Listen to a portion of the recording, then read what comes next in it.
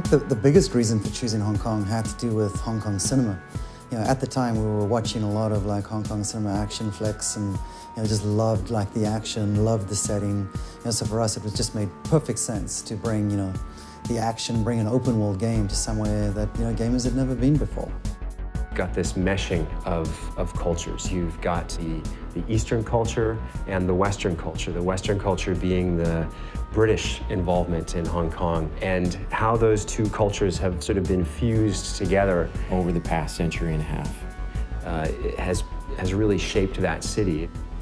You have the crazy extremes and the crazy characters just there for your enjoyment.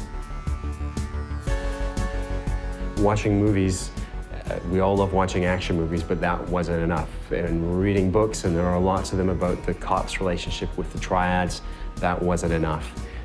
We wanted to go there and experience it and understand not just what it meant to be there, but the elements that they could bring back. For the first time, we experienced the city through the viewfinder of our cameras, so we were just taking photos non-stop.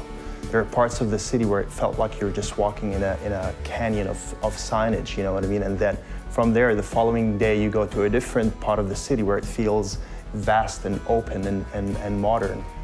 And you're seeing a building that's over 100 stories tall, and next to it, there's a tiny little temple.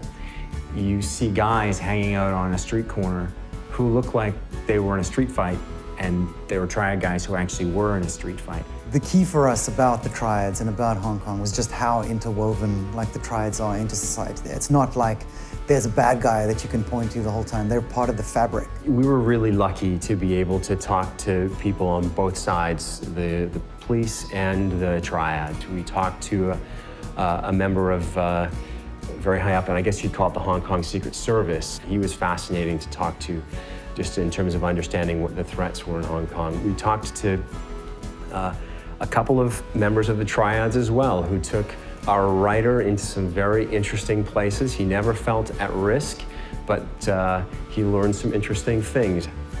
We heard a story when we were there with one of our contacts driving around the city. He told us about a particular entertainment figure who, during his program, had said some rather nasty things about one of the local triad leaders, and that this guy was chopped. Chopped being the term of being attacked by a triad but left alive. No sooner had he told us the story than we drove around a corner and he said, well, there he is. And sure enough, there was this guy walking down the street who we passed, who was years after the attack, but very visibly limping and very visibly maimed. Hong Kong has such a kind of chaotic and multi-layered architectural approach to it, which allowed us to do many new things with the way the player traverses the environment. We've basically taken the essence of the city, the essence of the lifestyle, and designed all of our gameplay mechanics around that so that we can basically embrace the culture, but also create an experience where players will actually feel like a, gangster. Hong Kong is an island, and what we did was create an island with 4 separate neighborhoods. North Point, which is where you start the game, which is more reminiscent of Kowloon. Central Hong Kong, very famous skyline. Kennedy Town, built on the side of one of the hills in Hong Kong, more of an affluent neighborhood. And then Aberdeen Harbour, around the back of the island. The traffic is on the left-hand side of the street.